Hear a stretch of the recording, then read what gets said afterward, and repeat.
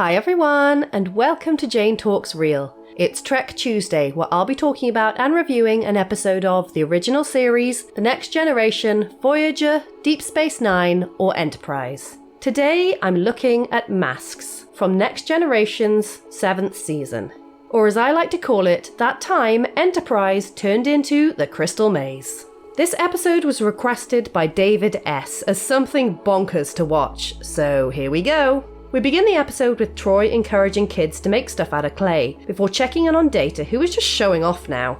Get a job, you lazy kids! Troy tells him it's lovely, but he's supposed to be working on his imagination. But he's missing the whole point. The Enterprise has found a rogue comet, the effect created by Santa Barbara Studios, who did the comet effect for Deep Space Nine's opening sequence. And Picard is excited because it's not on Federation record. Data is rattling off its specifications when they're hit by a bright light, which Data said came from a distortion in the comet. Data sets a really long-ass scan on the comet, while Beverly notices something odd in Troy's quarters, which starts glowing, and into the credits we go. It's back to pottery class, where Data has made himself a superhero mask, and says he saw the image in his head. Troy jumps to the conclusion that he left the strange object in her quarters, but he denies it. And then a kid calls her over to ask for help with his wacky new screensaver.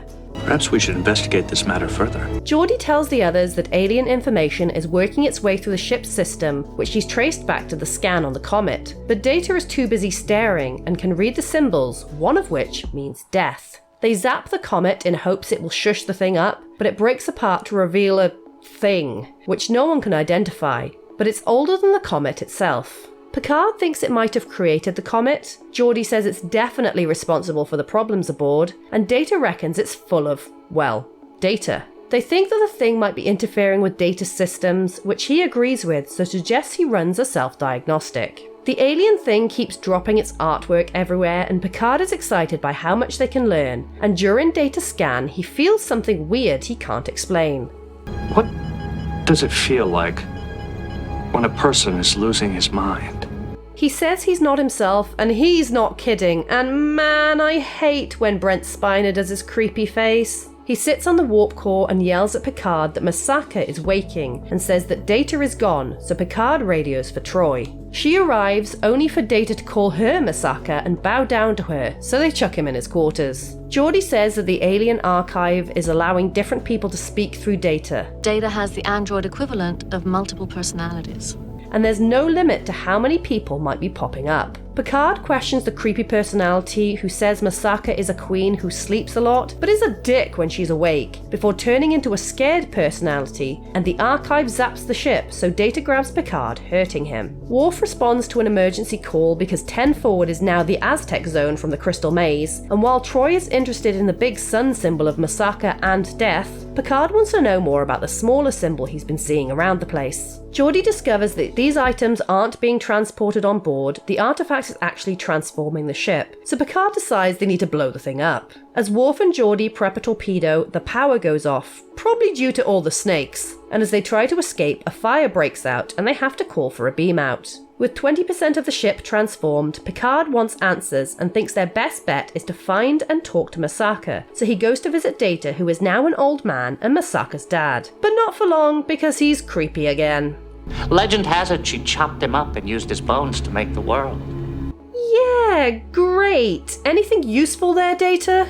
Creepy Ehad says he doesn't want Masaka to come because she's a bit sacrifice happy, so Picard volunteers as tribute as long as he can damn well talk to Masaka. Ehad says he has to build her a temple to summon her, but warns that she is super dangerous and is not to be messed with, but Picard wants to poke the bear anyway. Ehad is in the process of drawing out a symbol when Masaka's dad takes over and finishes drawing it himself, although he says it won't help. Dramatic zoom out. Geordi accesses the archive and inputs the symbol, which turns the deck into a temple, and Troy goes nosing around. She spots the two symbols next to each other, which doesn't appear anywhere else, and Picard rattles off a bunch of theories involving Masaka and her boy toy, Corgano, before Data wakes up, puts on a mask, and punches the guards. Picard finds a giant Corgano symbol he likes and wants to bring him forth, but the ship shakes, and here's Data! Masaka tells Picard to sod off, so Geordi shoves Corgano's symbol into the archive, which dumps a mask on his desk, and Picard decides he's going to play act as Corgano to make Masaka go away. He goes to see Masaka and they have a weird-ass chat. And these two are just the sun and the moon, right? And Masaka falls asleep, which turns the ship and Data back to normal.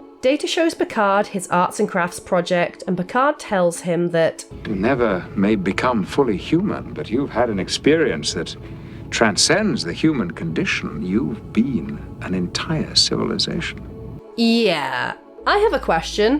What the hell did I just watch? I gotta give it to you, David S. You promised me bonkers, and that's what I was delivered. So I really don't like Lore, and the Ehad personality reminded me of him. But let's just give a hand to Brent Spiner for how well he portrayed, 6 different characters in a 45-minute episode? And he made them all so distinct. It's little wonder he called it his most difficult acting challenge so far. So good for him for pulling it off.